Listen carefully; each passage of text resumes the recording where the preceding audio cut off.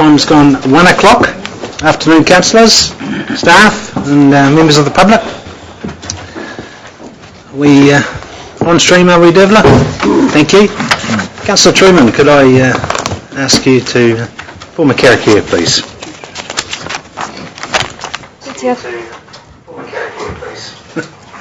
Jeez, that sounds terrible. It happens every now and again, doesn't it? Sorry. No, that's all right. Ready? I te atua kaharawa kia tata mai koe kia mātou I tēnei rā. Manaki te a mātou mahi katoa I runga I te ingoa. Amen. Okay, thank you. Thank you, Councillor Truman. Okay, everyone's got their speakers on. We'll go to item number 1. No apologies, full house, thank you. Item number 1, confirmation of the ordinary minutes. Taupo District Council, 15th, 20th and 28th of April.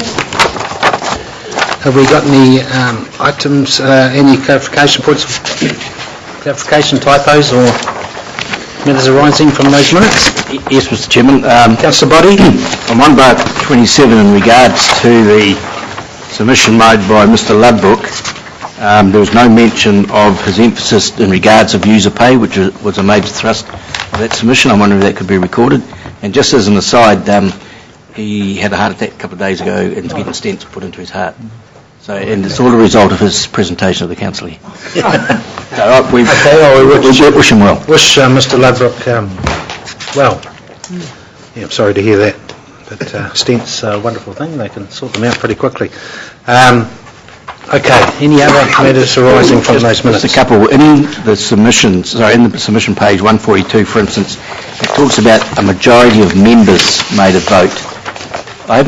Am I correct in, has that been used before, that terminology, a majority, rather than saying it was 7-4 or 5-8, or is that a new terminology? Well, the majority is over the number, I suppose. I don't know what the technical term is. That technically okay, Tina?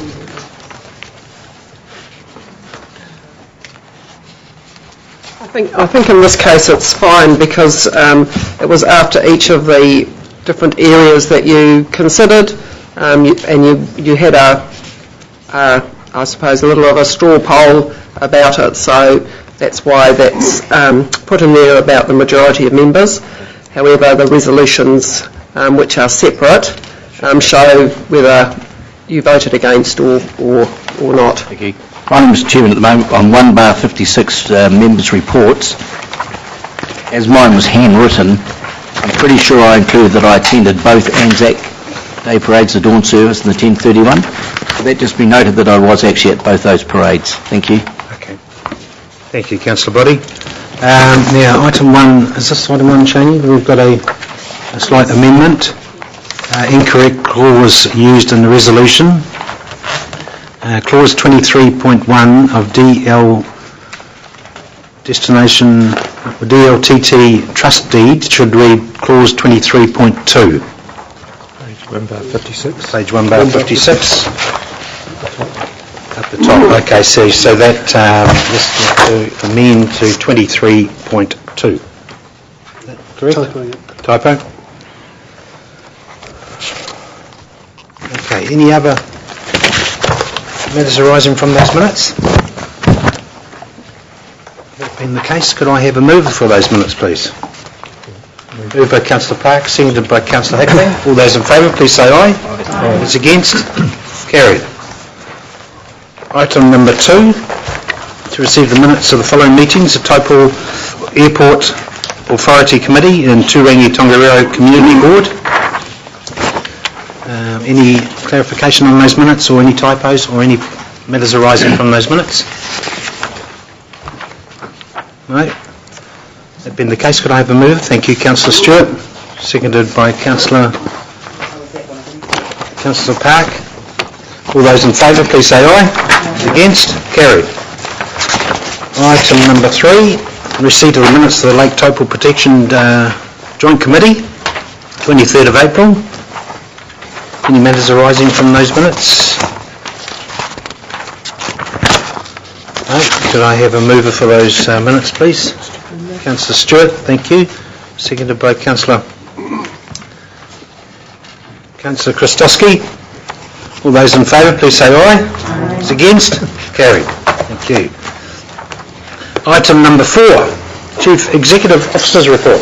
Thank you, Your Worship, and through the Chair, we will take the report as read. There are a number of sort of commentaries on different projects and service delivery issues. I suppose the one to highlight in particular would be the Building Consent Authority. We're still working through a process there. I'm not sure of the very latest, but we don't perceive there to be any problems with the corrective action requests. It's a normal part of the process, but it's one that I recommend you always keep an eye on, because it's a significant part of our business in terms of making sure we achieve that.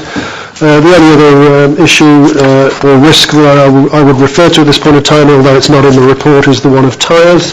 It's an ongoing issue. It's very topical in the media at the moment.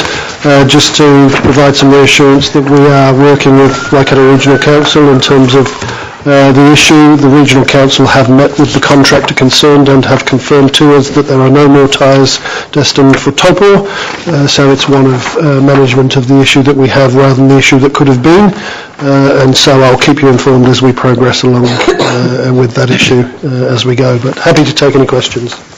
Councillor Jollins. Through the Chair, actually, and a question for Mr Williams, actually regarding the tyres. Just some clarification, are those tyres being stored there, or are they being used for the private landowner's use? The information that we've been given via the Regional Council is that they are stored there for agricultural use. They are not part of the contract for recycling. And my understanding of the regional plan is that there is nothing specific in regards to disposal of tyres in the regional plan, but the RMA could apply in terms of a discharge consent. Would that be correct? Absolutely, and that's why we're working with the Regional Council. There's an investigation ongoing, and I would suggest that it's a question of quantum. What size pile of tyres would be deemed to be a reasonable pile of tyres? The Regional Council are working alongside our staff in terms of making sure that the pile of tyres meets any environmental requirements under the... Considering its proximity to our lake. That's right, yep. Thank you. Chairman, could I follow that one up? Yes. Body. Mainly to Rob, I sent Mr Williams an email on or about the 6th of May in this regards, and I was told that it was in our briefs that we get on the Friday through a Waikato paper. So I printed off stuff, New Zealand or Co.New Zealand. I'm just wondering why, firstly, it took us so long as a council, having known, I believe, and someone will correct me if I'm wrong, prior to this actually taking place. And then secondly, if it's for farm use, that means that's going to be an ongoing problem there for the foreseeable future. So what's our strategy? Okay, not necessarily the best place to answer this question, but I'll try and keep things brief so that we can move on with the meeting rather than this particular issue. But in terms of the storage of tyres, it's private property, it's a private contractor, they're entitled to store whatever they want to on their own private land, and it's not something that council would generally get involved with.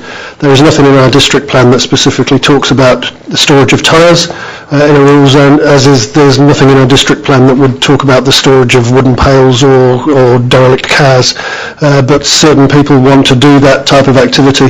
The key for us and the key for Regional Council in particular is to ensure that whatever is chosen by a private individual to store on their land is not endangering our environment and the people within that environment. That is where the investigation and the work is currently focused with the Regional Council, to ensure that it's not an unreasonable storage issue and that it doesn't have impact on the environment or the population that surround that area. So that's the focus of the investigation and the work that they're doing. The nature of the discussions that have been had with the contractor, I'm told that there are no more tyres coming, so it is not the issue that we thought it might be, because somebody had suggested that we could get up to 300,000 tyres.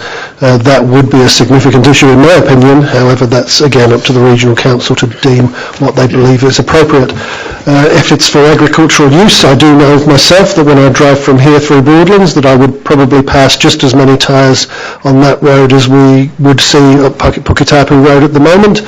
So again, it's neither this council's responsibility to identify the use for those tyres, but just for us to keep monitoring and to ensure that the Regional Council keeps monitoring to ensure that the problem does not become an environmental one.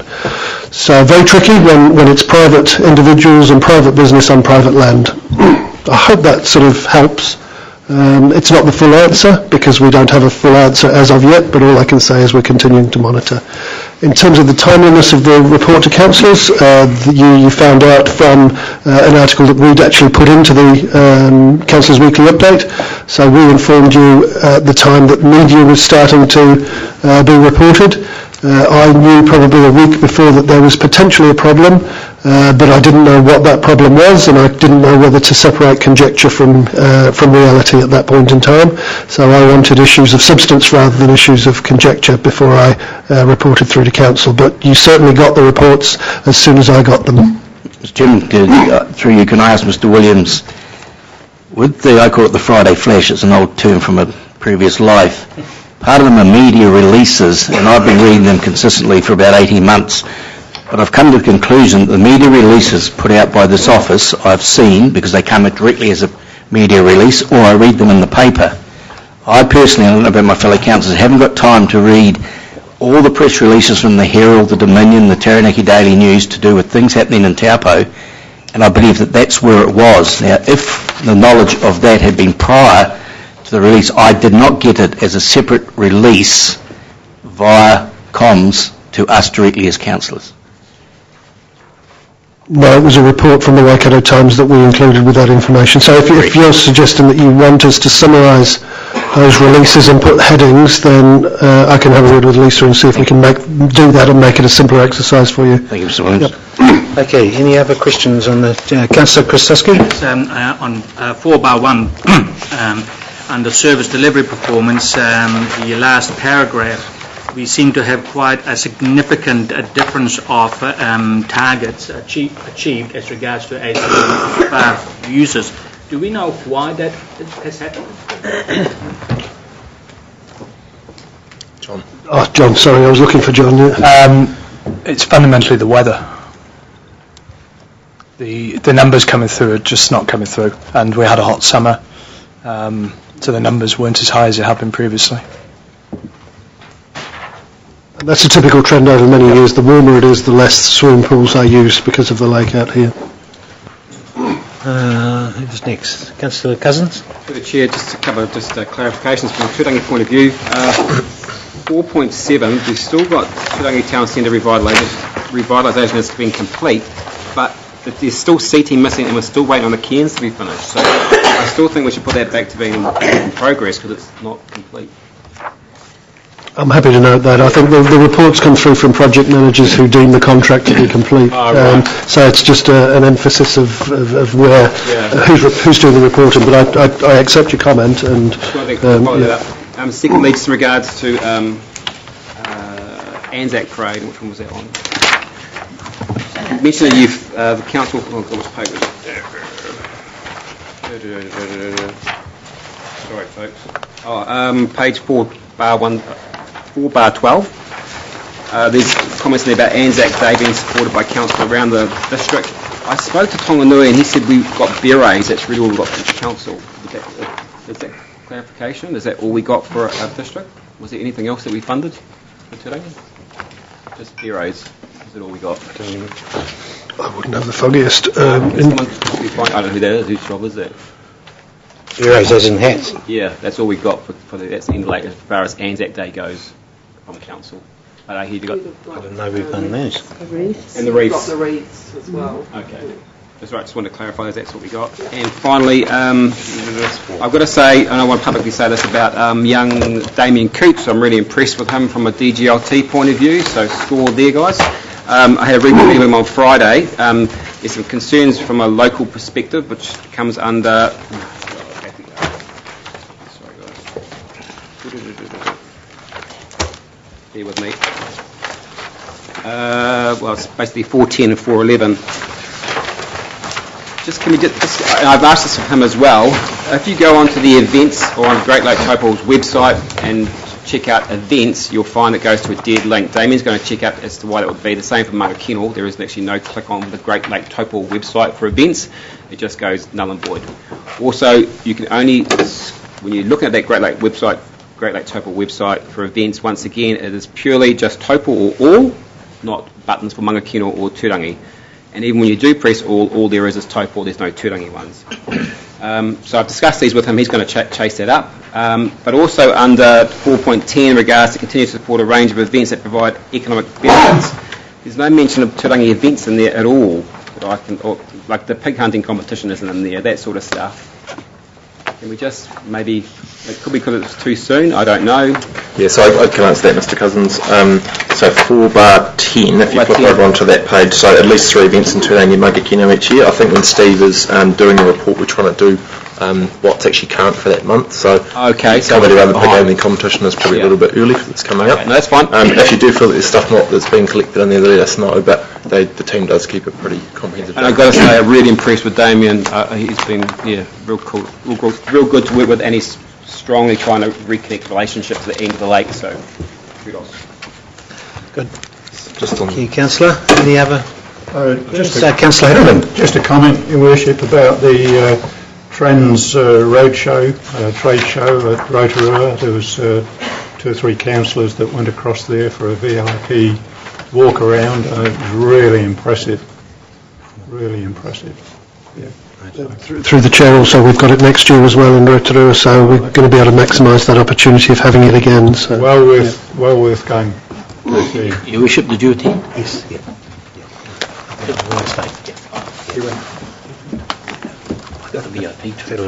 Councillor Krasnowski. Yes, thank you for that. 4/6 under Connect the Waitanui Waitwaters Network. I see that the project is programmed to be completed by early November.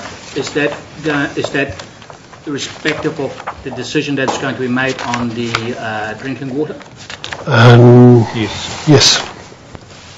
But if the drinking water were to go ahead with, then that date would change, I would assume, because you would connect the two together, would you not? Do them at the same time? If you have a look in the project report specifically for that, for the wastewater, we've identified a route that is more cost effective than running it with the water main, and we're proceeding with that. Thanks, Councillor. Thank you, Councillor Krasnowski. Any other questions of the Chief Executive? Councillor Johns? Just a question through the Chair, thank you. It's probably for Mr Lewis. On 4/14, I note that we had a busy month. You had 22 water outages in April. Was that predominantly the Lake Terrace and Rifle Range, or where were these outages? That's nearly one a day for you. Sorry.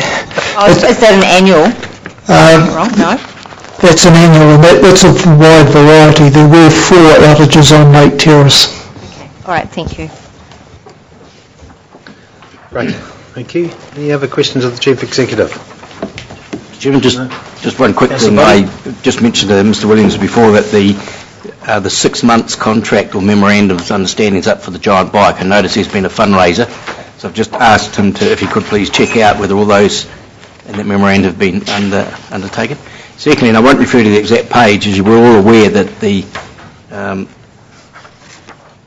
Turangi-Tongariro Community Board won the national title. I've seen it in the press, but I think at this particular council meeting we should all congratulate Councillor Cousins, Councillor Stewart and the rest of the team down there. It's an excellent document. Yeah, just on picking up on that, Councillor Boddy, I think Tina is talking to the chairman down there to have a proper function to recognise that achievement. Wonderful achievement by the community board. I've been to a lot of those national awards, and to get a national award like that's pretty special because you're up against some pretty good competition, so well done.